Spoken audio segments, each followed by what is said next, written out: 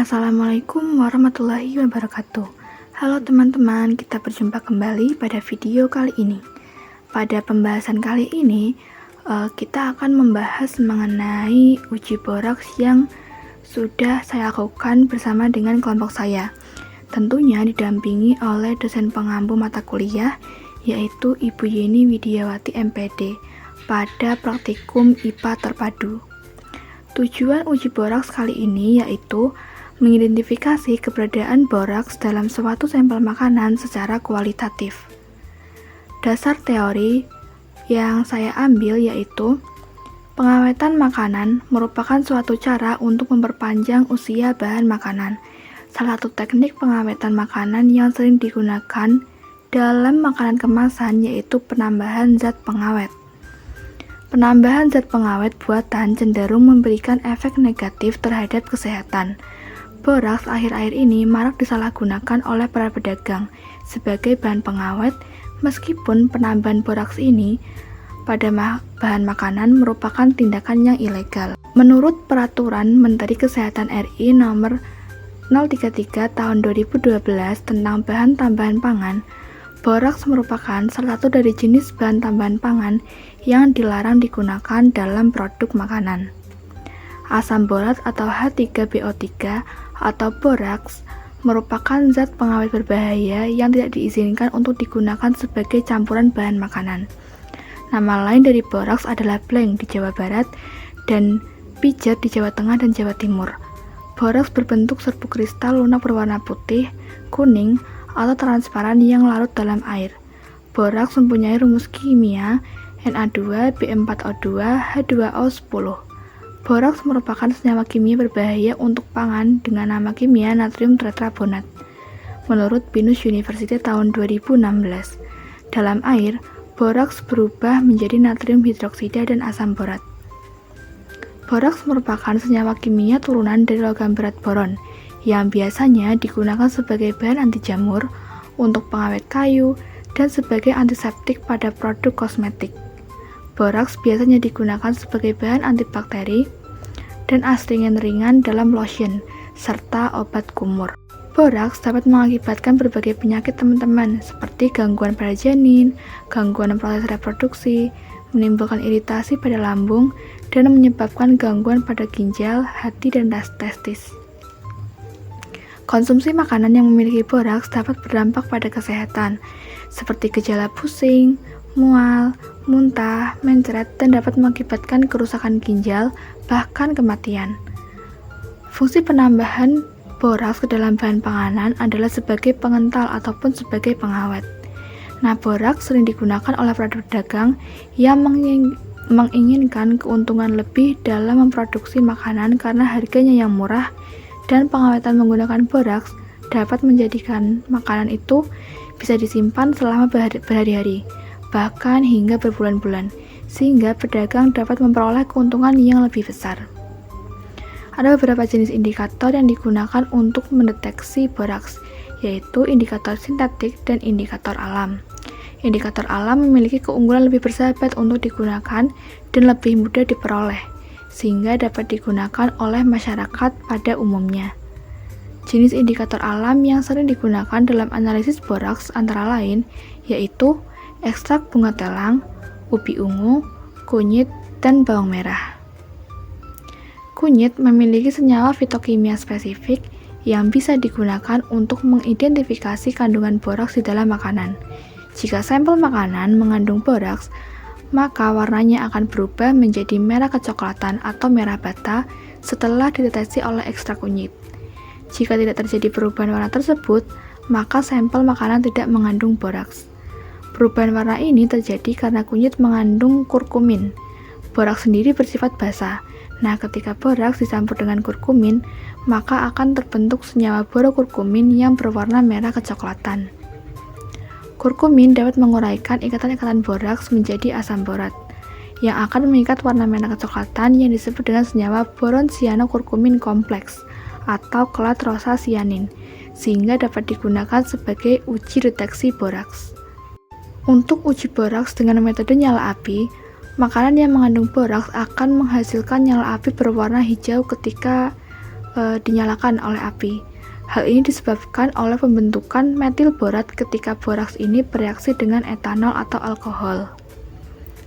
Nah, alat dan bahan yang diperlukan dalam praktikum uji boraks ini yaitu ada saringan, cawan porselen, gelas beker, pipet tetes, plat tetes, mortar dan alu, aquades, etanol, H2SO4 atau asam pekat, mie basah, bakso B, bakso A, boraks, mie instan atau mie gelas, kunyit, kerupuk Wilko, dan kerupuk udang. Teman-teman bisa memilih sampel makanan yang lain yang ingin diuji. Untuk prosedur kerjanya, yang pertama yaitu uji boraks dengan ekstrak kunyit. Yang pertama, kita menyiapkan alat dan bahan yang diperlukan. Setelah itu, kita membuat ekstrak kunyit. Kita kupas kunyitnya, kemudian kita tumbuk-tumbuk sampai halus dan diberi aquades sedikit. Selanjutnya, setelah kita membuat ekstrak kunyit, kita menghaluskan beberapa sampel makanan dan memasukkannya ke plat tetes serta memberikan keterangan label pada setiap sampel agar tidak tertukar. Selanjutnya, setelah beberapa sampel makanan telah siap pada plat tetes dan diberi label, kita meneteskan ekstrak kunyit sebanyak 10 tetes ke sampel makanan yang telah dihaluskan. Kita tunggu selama beberapa menit sambil diaduk dengan tusuk gigi. Kemudian kita mengamati dan mencatat perubahan yang terjadi pada sampel makanan tersebut, mengenai perubahan warnanya, dan juga dapat dilihat dari perbandingan warna-warnanya. Selanjutnya yaitu uji boraks dengan metode nyala api. Di sini kita pertama-tama menyiapkan alat dan bahan yang diperlukan. Nah, menghaluskan beberapa sampel makanan. Tadi sampel makanan sudah dihaluskan ya teman-teman. Selanjutnya kita memasukkan secara bergantian sampel makanan tersebut yang telah dihaluskan ke dalam cawan porselen. Selanjutnya kita membakar cawan porselen tersebut yang berisi sampel makanan sampai sampel tersebut menghitam. Selanjutnya mengangkat cawan porselen dari atas api. Kemudian meneteskan 3 ml H2SO4 atau asam pekat lainnya dan 3 ml larutan etanol pada sampel, dan kemudian kita nyalakan api di dalam cawan porselen tersebut. Kemudian kita mengamati warna nyala api yang terjadi. Nah, untuk sampel yakni boraks sendiri, kita tidak perlu menggunakan asam pekat atau H2SO4 ataupun HCl. Kita cukup menggunakan etanol saja. Sedangkan untuk sampel lainnya seperti mie basah, itu kita harus menggunakan H2SO4 atau asam pekat dan juga etanol, dua-duanya. Kemudian kita amati nyala api dan kita catat. Data hasil pengamatan dari uji boraks kali ini yaitu sebagai berikut. Untuk bakso A, sebelum ditetesi ekstrak kunyit itu warnanya abu-abu. Kemudian setelah ditetesi warnanya menjadi kuning cerah. Yang bakso B menjadi kuning sedikit gelap, kemudian kerupuk Wilko oranye sedikit gelap, kerupuk udang lebih gelap daripada kerupuk Wilko. Kemudian untuk mie instan atau mie gelas itu sebelumnya warna putih gading, kemudian berubah menjadi oranye sedikit gelap. Untuk mie basah itu warnanya putih pucat, kemudian setelah ditetesi ekstrak kunyit warnanya menjadi merah kecoklatan dengan nyala api kuning kebiruan, hanya sekilas terlihat kehijauan. Untuk boraks sendiri jelas kita sudah ketahui setelah ditetesi pastinya akan berwarna yang menandakan adanya boraks, itu merah coklat gelap. Tentunya nyala apinya kuning kehijauan. Pembahasan mengenai data hasil pengamatan dan juga uji coba yang telah dilakukan yaitu sebagai berikut. Pengujian kandungan boraks dalam makanan dapat dilakukan dengan menggunakan bahan alam, yaitu salah satunya ekstrak kunyit. Tekstur bahan makanan yang mengandung boraks itu lebih kenyal. Menurut BPOM, makanan bakso dan pentol yang mengandung boraks teksturnya lebih kenyal. Warna cenderung sedikit putih dan rasanya sangat gurih. Sementara ciri boraks yang terdapat pada kerupuk Biasanya teksturnya itu sangat renyah dan menimbulkan rasa getir. Ciri yang lain yaitu pada bahan makanan yang mengandung boraks jarang didatangi oleh lalat, dan pada bahan makanan yang tidak mengandung boraks banyak didatangi oleh lalat. Pemilihan beberapa sampel makanan yang digunakan untuk uji boraks ini adalah makanan yang dicurigai terdapat kandungan boraks di dalamnya. Terdapat 6 sampel makanan yang saya pilih, yaitu 2 sampel bakso, yaitu bakso A dan bakso B, 2 sampel kerupuk, yaitu kerupuk Wilko dan kerupuk udang, mie instan, dan mie basah.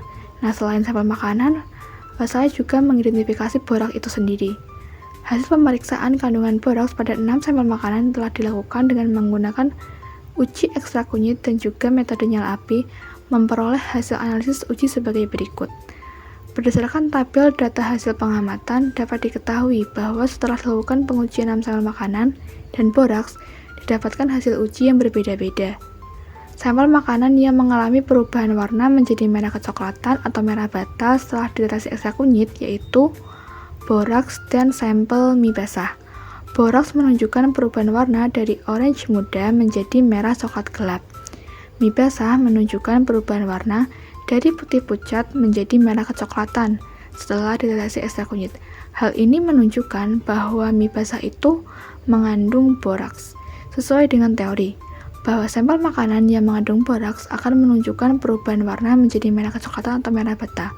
Hal ini diperkuat dengan uji boraks dengan metode nyala api, di mana saat boraks diuji dengan pembakaran sesuai langkah kerja, menunjukkan warna nyala api itu kuning kehijauan. Warna kehijauan inilah yang menandakan bahwa terdapat boraks. Sampel mie basah menunjukkan warna kuning kebiruan dengan nyala api sedikit kehijauan. Hanya terlihat itu sekilas saja. Meskipun sekilas, sampel mie basah ini mengandung boraks, terlihat dari perubahan setelah dideteksi ekstrak kunyit. Sementara pada 5 sampel makanan lainnya menunjukkan hasil yaitu tidak mengalami perubahan warna menjadi merah kecoklatan atau merah bata, yang berarti 5 sampel makanan lain itu negatif boraks atau tidak terdapat kandungan boraks di dalamnya. Warna sampel bakso A yaitu abu-abu, setelah dideteksi ekstrak kunyit menjadi kuning cerah, di mana warna kuning ini berasal dari warna kunyitnya. Begitupun pada sampel bakso B, setelah dideteksi warnanya menjadi kuning plus sedikit gelap. Kedua sampel bakso ini tidak mengandung boraks. Untuk sampel kerupuk Wilko, yaitu terjadi perubahan dari warna awalnya itu putih gading menjadi orange plus. Nah, jumlah plus ini menunjukkan semakin gelap. Sampel kerupuk udang dari warna oranye muda menjadi orange plus, lebih gelap dari kerupuk Wilko. Kedua sampel kerupuk ini tidak mengandung boraks karena tidak menunjukkan perubahan warna menjadi merah kecoklatan atau merah bata. Selain sampel bakso, kerupuk, dan mie basah, praktikan juga menguji sampel mie instan yaitu mie gelas. Warna awal sampel itu putih gading. Setelah dideteksi ekstrak kunyit menjadi oranye plus. Hal ini menunjukkan bahwa mie instan atau mie gelas tidak mengandung boraks. Untuk kelima sampel makanan ini, praktikan tidak menguji kandungan boraksnya dengan metode nyala api, karena keterbatasan bahan dan keterbatasan waktu. Hanya menguji metode nyala api itu boraks sendiri dan juga sampel mie basah. Berdasarkan pengujian beberapa sampel tersebut, dapat diketahui bahwa sampel yang positif mengandung boraks selain boraks itu sendiri yaitu mie basah. Terlihat dari uji dengan ekstrak kunyit dan juga metode nyala api. Selama penghasil lulusan pun, sampel menunjukkan bahwa mie basah ini bertekstur kenyal, agak susah untuk dihaluskan, menempel. Seperti pada teori bahwa biasanya sampel makanan yang mengandung boraks itu kenyal. Kesimpulan dari praktikum uji boraks ini yaitu sebagai berikut. Boraks merupakan senyawa kimia berbahaya yang penggunaannya dilarang untuk bahan pangan, karena dapat mengakibatkan dampak negatif bagi kesehatan. Kunyit merupakan salah satu indikator alami yang dapat digunakan untuk uji deteksi boraks pada makanan, karena mengandung senyawa kurkumin yang dapat menguraikan ikatan-ikatan boraks menjadi asam borat yang akan mengikat warna merah kecoklatan. Jika sampel makanan mengandung boraks, maka warnanya akan berubah menjadi merah kecoklatan atau merah bata setelah dideteksi ekstra kunyit. Makanan yang mengandung boraks akan menghasilkan nyala api berwarna hijau ketika diuji dengan metode nyala api. Sampel yang mengandung boraks adalah mie basah dan juga boraks itu sendiri. Sedangkan sampel bakso A, bakso B, kerupuk Wilko, kerupuk udang, dan mie instan atau mie gelas tidak mengandung boraks. Daftar pustaka yang saya kutip, saya jadikan acuan yaitu sebagai berikut.